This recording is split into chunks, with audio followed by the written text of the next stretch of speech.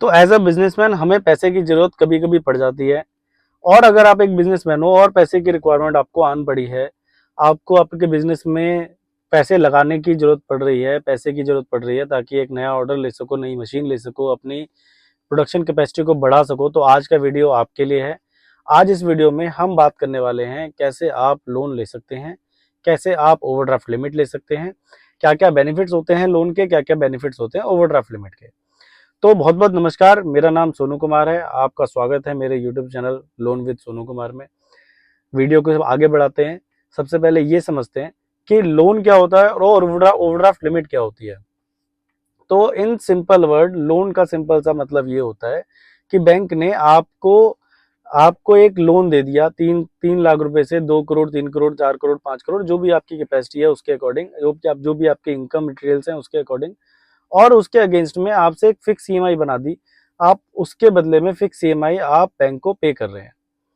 इसको सिंपल भाषा में और समझते हैं एक एग्जांपल से, कि बैंक ने आपको एक 10 लाख रुपए का लोन दिया और 10 लाख रुपए का लोन, उसकी जो रिपेमेंट टाइम है उसको बना दिया 36 महीने। तो आपको एक फिक्स ईएमआई 37,000 से 40,000 के बीच में एक ईएमआई आती है। तो आपको 37,000 से 40,000 की ईएमआई हर महीने 36 महीने तक पे करनी है। उसके बाद आपका लोन जीरो हो जाएगा, आपका जो लोन है वो जीरो हो जाएगा। तो ये एक सिंपल सा एग्जांपल है लोन का, कि लोन क्या होता है। अब ये समझते हैं कि ओवरड्राफ्ट लिमिट क्या होती है। लास्ट एग्जांपल में हमने समझा कि 10 लाख रुपए के लोन को 36 महीने तक बैंक ने दिया और फिक्स्ड ईएमआई हर महीने ली और हमारा लोन जीरो हो गया। वहीं पे ओवरड्राफ्ट लिमिट जो होती है वो हर 12 महीने के लिए मिलती है। 12 महीने बाद आपका रिन्यूअल हो जाता है और आपको ओवरड्राफ्ट लिमिट में सिर्फ और सिर्फ इंटरेस्ट पे करना है, और वो भी उस अमाउंट पे करना है जो अमाउंट आप वो भी उस अमाउंट पे यूज करना है जो आप यूज कर रहे हो। आपको पूरे प्रिंसिपल पे लोन इंटरेस्ट पे नहीं करना। अब इसको एग्जांपल से समझते हैं। 10 लाख रुपए की ओवरड्राफ्ट लिमिट बैंक ने आपको सैंक्शन करी, जिसमें से आपने सिर्फ 2 लाख रुपए यूज करे और 2 लाख रुपए आपने सिर्फ 2 ही दिन के लिए यूज करे। तो इस केस में आपका जो इंटरेस्ट लगेगा वो 2 लाख रुपए पे 2 दिन का लगेगा, ना कि 10 लाख रुपए पे 30 दिन का। मान लीजिए आपको बैंक ने आपका जो इंटरेस्ट है 45 से 46, 47 रुपए पर लाख रुपए पड़ता है। तो आपको एक 1300-1400 रुपए का इंटरेस्ट पड़ेगा अगर आपने पूरे 10 लाख रुपए यूज करे। अगर आपने 2 लाख रुपए यूज करे तो 1 लाख का इंटरेस्ट आपका 45-60 रुपए होता है। तो आपका 1 लाख, 2 लाख रुपए का 2 दिन का इंटरेस्ट 300-400 रुपए के आसपास आएगा। 45 दूनी 90, 9 दूनी 18, 180 रुपए के आसपास का आपका इंटरेस्ट आएगा 2 दिन का, 2 लाख रुपए का। तो ये बेनिफिट है ओवरड्राफ्ट लिमिट के, कि आपको पूरा इंटरेस्ट पे नहीं करना, आपको सिर्फ उसी अमाउंट पे इंटरेस्ट पे करना है जो आप यूज कर रहे हो। अनयूज्ड अमाउंट पे आपको इंटरेस्ट पे नहीं करना। वहीं पे अगर हम लोन की बात करें तो लोन में आपको इंटरेस्ट, आप पैसा यूज करो या मत करो, आपके अकाउंट में बैलेंस है, आपको उसकी एक फिक्स ईएमआई देनी है। अब दोनों के बेनिफिट्स बता देता हूँ। दोनों के बिजनेस में कौन से पर्पज के लिए कौन सा फंड यूज होता है वो बता देता हूँ। बेनिफिट्स अलग अलग हैं दोनों के। तो अगर मान लीजिए कोई ऐसा खर्चा है जो रेकरिंग नेचर का है और पैसा आपको वापस आ जाता है। मान लो आपका कोई ऐसा खर्चा है, जैसे मान लीजिए आपको रॉ मटेरियल लेना है। रॉ मटेरियल आपको पता है कि आज आप रॉ मटेरियल लोगे, कल आप प्रोडक्ट बनाओगे, परसों आपको वो पैसा वापस आ जाएगा। तो ऐसे खर्चे के लिए ओवरड्राफ्ट लिमिट लेनी चाहिए, क्योंकि आपको पता है कि भाई आपकी ओवरड्राफ्ट लिमिट अगर पूरी यूटिलाइज नहीं होगी, क्योंकि आपका रॉ मटेरियल आपका हर दूसरे तीसरे दिन पैसा वापस आ रहा है, तो चर्निंग हो रही है आपके पैसे की। तो आपके पैसे की क्या है, चर्निंग हो रही है। आप पैसा निकाल रहे हो, उस पैसे को डबल कर रहे हो, या उसमें 10% का आप मार्जिन लगा के मार्केट में बेच रहे हो और 10% के मार्जिन पे आपका पैसा तीसरे दिन वापस आ जा रहा है आपके अकाउंट में। तो ऐसे खर्चों के लिए आप वर्किंग कैपिटल कहते हैं इसे, वर्किंग कैपिटल खर्चों के लिए आप ओवरड्राफ्ट लिमिट को यूज कर सकते हैं। बट अगर कोई ऐसा खर्चा है जहां पे आपको पता है कि अगले 3 साल तक ये पैसा मेरे पास वापस नहीं आएगा, जैसे आपने कोई मशीन ली, मशीन में आपको पता है कि भाई ये मशीन का खर्चा मैं हर महीने नहीं दे पाऊंगा, और इसका जो ईएमआई है, ये पैसा मेरे पास, जैसे मान लीजिए आपने 10 लाख रुपए की मशीन ली, तो 10 लाख रुपए आप एकदम से वापस नहीं ले सकते मशीन से। मशीन आपको धीरे धीरे ही कमा के देगी। तो ऐसे खर्चों के लिए कभी भी ओवरड्राफ्ट लिमिट यूज नहीं करनी चाहिए। ऐसे खर्चों के लिए लोन यूज करना चाहिए, क्योंकि लोन में आपको पता है कि भाई 36 महीने बाद मेरी जो ईएमआई है वो जीरो हो जाएगी, मेरे सर पे कोई लोन नहीं रहेगा। तो वीडियो अभी हमने ये समझ लिया कि दोनों लोन क्या होता है और ओवरड्राफ्ट लिमिट क्या होती है। लोन और ओवरड्राफ्ट लिमिट में क्या क्या सिमिलैरिटीज हैं, क्या क्या डिससिमिलैरिटीज हैं, कौन से खर्चों के लिए कौन सा फंड यूज करना चाहिए। तो अब ये समझते हैं कि लोन या ओवरड्राफ्ट लिमिट कितने तरीके की होती है। तो लोन और ओवरड्राफ्ट लिमिट दो तरीके की होती है, एक सिक्योर्ड होती है, एक अनसिक्योर्ड होती है। सिक्योर्ड के अंदर आपको अपने घर, गाड़ी, प्रॉपर्टी, मकान, दुकान, कुछ भी चीज आपको गिरवी रखनी है। अनसिक्योर्ड में आपको घर ना, आपको कोई भी चीज बैंक के पास गिरवी नहीं रखनी, ना अपने घर, दुकान, मकान, कोई प्रॉपर्टी, गोल्ड वगैरह कुछ भी आपको बैंक के पास गिरवी नहीं रखना। अनसिक्योर्ड जो लोन है वो आपको तीन चीजें देख के दिया जाएगा, एक आपका सिविल, एक आपकी टर्नओवर, एक आपकी बैंक स्टेटमेंट।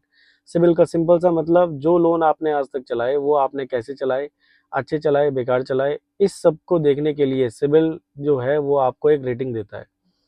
अगर आपकी रेटिंग 750 से अबव है, इसका मतलब आपने जो लोन लिए वो आपने, अगर आपका सिविल 750 से अबव है, इसका मतलब आपने जो लोन लिए वो आपने बहुत अच्छे चलाए, उसमें कहीं कोई दिक्कत नहीं हुई, तो आपको बैंक लोन और भी देगा और आपके सिविल स्कोर को इम्प्रूव भी करेगा।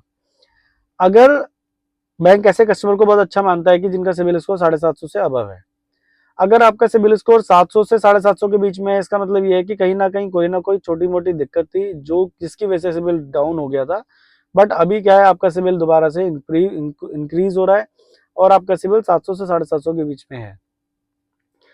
और अगर आपका सिविल 700 से कम, जितना कम चला जाता है, मान लीजिए 700 से 600 हो जाता है, 500 हो जाता है, 400 हो जाता है, जितना कम ये जाएगा, इसका मतलब ये है कि आपने कहीं ना कहीं सिविल में कोई दिक्कत कर ली है, आपने कोई ना कोई आपका लोन है जो खराब हो गया है, जिसकी आप पेमेंट नहीं कर रहे हो। तो आपको सबसे पहले उसकी पेमेंट करनी है, जिसकी वजह से आपका सिविल इम्प्रूव हो। जिस भी कस्टमर में का सिविल खराब होता है, जिस भी कस्टमर की कोई भी स्ट्रिंग, कोई भी एक लोन खराब होता है, उसको बैंक लोन देना पसंद नहीं करते, क्योंकि बैंक ये मानता है कि इन कस्टमर ने जब पुराना लोन नहीं दिया तो ये नया लोन क्यों दे हमें दे। अब बहुत बार ऐसा भी होता है कि सिविल में कुछ गलतियां हो जाती हैं कि भाई सिविल में गलत रिपोर्ट कर दिया, या कस्टमर की कोई गलती नहीं है, सिविल ने गलत करा है, तो सिविल उसको रेक्टिफाई करता है। आप इन सर्विस के लिए भी आप हमें कांटेक्ट कर सकते हैं, स्क्रीन पे दी नंबरों पे कॉल कर सकते हो, आपका सिविल हम सही करा के देंगे। सेकंड पॉइंट आता है कि आपकी टर्नओवर कितनी है। तो टर्नओवर का सिंपल सा मतलब है जिस टर्नओवर पे आप सीजीएसटी और एसजीएसटी पे करते हो। सीजीएसटी का मतलब आप सेंट्रल गवर्नमेंट को पे करते हो, एसजीएसटी का मतलब स्टेट गवर्नमेंट को टैक्स पे करते हो। ऐसी सेल जो कि कैश में है, जिसका सेल भी कैश में है, परचेज भी कैश में है, उस सेल को बैंक ना गवर्नमेंट के सेल मानता है, वो कोई भी सेल नहीं है, वो एक ऐसी सेल को बैंक सेल नहीं मानता। आपको से बैंक सिर्फ उसी नंबर को सेल मानता है जो आपके जो जिस जिस नंबर पे आपने सेंट्रल गवर्नमेंट को और स्टेट गवर्नमेंट को टैक्स पे करा है। तो कोशिश करो अपनी ज्यादा से ज्यादा सेल को जीएसटी पे लेके आओ, क्योंकि जीएसटी ही अगला फ्यूचर है। तीसरी बात करते हैं आपकी बैंक स्टेटमेंट। तो बैंक स्टेटमेंट का सिंपल सा मतलब है, बैंक की 2 से 3 चीजें देखता है कि भाई आपके सेल के कंपैरिजन में कितने रुपए आपके अकाउंट में आ रहे हैं। 1 करोड़ की सेल में बैंक ये मानता है 80 लाख रुपए आपके अकाउंट में आने चाहिए। 20% की उधारी मार्केट में चलती है, जो कि 30 से 30 दिन से 90 दिन के बीच में होती है। अगर आपके अकाउंट में 1 करोड़ की सेल पे 80 लाख नहीं आ रहे हैं, 60-70 लाख या जितने कम आ रहे हैं, इसका मतलब यह है कि कहीं ना कहीं दिक्कत है, आपका पैसा मार्केट में फंसा हुआ है, जिसकी वजह से आपको दिक्कत हो रही है। तो ऐसे कस्टमर को भी बैंक नहीं मानता लोन देने के लिए। तीसरा, आपके बैंक स्टेटमेंट में 80 लाख रुपए आ रहे हैं लेकिन आपके चेक बाउंसेस ज्यादा हो रहे हैं, तो ऐसे कस्टमर भी खराब होते हैं, खराब मानता है कस्टमर बैंक, क्योंकि उनको पता है कि इसमें बाउंसिंग ज्यादा है। तो अपनी बैंक स्टेटमेंट को आपको क्लीन रखना है। जो भी चेक इशू करो उसको टाइम से पे करो, और जिससे भी चेक लो उससे पूछ के लगाओ कि भाई हाँ हम चेक लगा रहे हैं, हमारी पेमेंट क्लियर होनी चाहिए। तो बैंक ये कुछ चीजें देखता है, कुछ चीजों के बेस पे आपको बता देता है कि भाई हम आपको इतने रुपए दे सकते हैं। अब जब हमने ये समझ लिया है कि लोन कैसे मिलता है, कौन कौन सी चीजें देख के देती हैं, कितने तरीके के लोन होते हैं, अब ये समझते हैं बैंक मार्केट में ऐसे कौन कौन से बैंक और कौन कौन सी एनबीएफसी हैं जो आपको unsecured loan, business loan provide करा रही है, अनसिक्योर्ड ओवरड्राफ्ट लिमिट प्रोवाइड करा रही है। तो बैंकों से स्टार्ट करते हैं, HDFC, Axis, ICIC, Kotak, Deutsche, standard chartered. ये कुछ बैंक्स हैं जो कि इंडिया में फेमस बैंक हैं, जो कि सारे के सारे बिजनेस लोन प्रोवाइड करा रहे हैं, ओवरड्राफ्ट लिमिट भी प्रोवाइड करा रहे हैं। अगर हम बात करें एनबीएफसीज की, तो एनबीएफसीज में बजाज, टाटा, चोला, पूनावाला, पिरामल, लैंडिंग कार्ड, ये कुछ एनबीएफसीज हैं जो मार्केट में फेमस हैं, जो कि आपको अनसिक्योर्ड लोन और अनसिक्योर्ड ओवरड्राफ्ट लिमिट दोनों प्रोवाइड करा रहे हैं। तो अगर अपनी रिक्वायरमेंट अनसिक्योर्ड लोन की है, अनसिक्योर्ड ओवरड्राफ्ट लिमिट की है, तो आप स्क्रीन पे दिए नंबरों पे कॉल कर सकते हो, हम आपको अनसिक्योर्ड लोन करा के देते हैं। अब जब हमने ये समझ लिया है कि आपको अनसिक्योर्ड लोन कौन कौन से बैंक और कौन कौन से एनबीएफसी देते हैं, तो अब ये समझते हैं कि क्या आपको सारे बैंक लोन इजीली प्रोवाइड करा देंगे। तो मैं ये बता दूं कि हर बैंक और हर एनबीएफसी की जो पॉलिसीज हैं वो अलग अलग हैं। हर बैंक के लिए कस्टमर अलग है, हर बैंक के लिए बिजनेस अलग है। तो हम क्या करते हैं, पहले आपकी फाइल को पूरा जज करते हैं, जज करने के बाद ये समझते हैं कि आपकी फाइल किस बैंक की पॉलिसी में फिट होती है, और आपकी फाइल को उसी बैंक की पॉलिसी में उसी बैंक में आपको फॉरवर्ड करते हैं, जिससे कि आपके अप्रूवल होने के चांसेस 80 से 90% बढ़ जाते हैं। एचडीएफसी बैंक की पॉलिसी कुछ कस्टमर्स के लिए अलग है, एक्सिस बैंक की पॉलिसी अलग है, कोटक की अलग है, डॉशे की अलग है, स्टैंडर्ड चार्टर्ड की अलग है।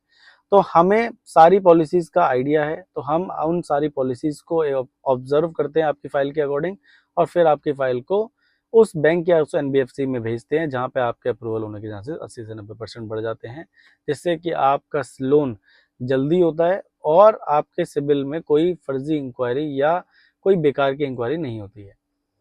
तो अगर रिक्वायरमेंट है आपके बिजनेस लोन की, ओवरड्राफ्ट लिमिट की, तो आप स्क्रीन पे दिए नंबरों पे कॉल कर सकते हो। हम आपको बैंक से या एनबीएफसी से ओवरड्राफ्ट लिमिट और लोन दोनों करा के देते हैं।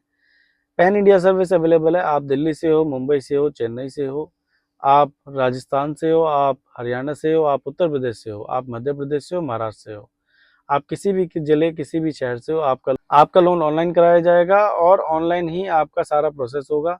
डिसबर्सल भी आपका ऑनलाइन होगा। तो अगर रिक्वायरमेंट है इस लोन की तो आप कॉल करें, और अगर आपको हमारा वीडियो अच्छा लगे तो वीडियो को लाइक, शेयर और चैनल को सब्सक्राइब करना ना भूलें, क्योंकि आपके इस छोटे से सब्सक्रिप्शन से हमें मोटिवेशन फील होता है और आप हमारा वीडियो आप जैसे बहुत सारे भाइयों तक पहुंचता है। बहुत बहुत धन्यवाद।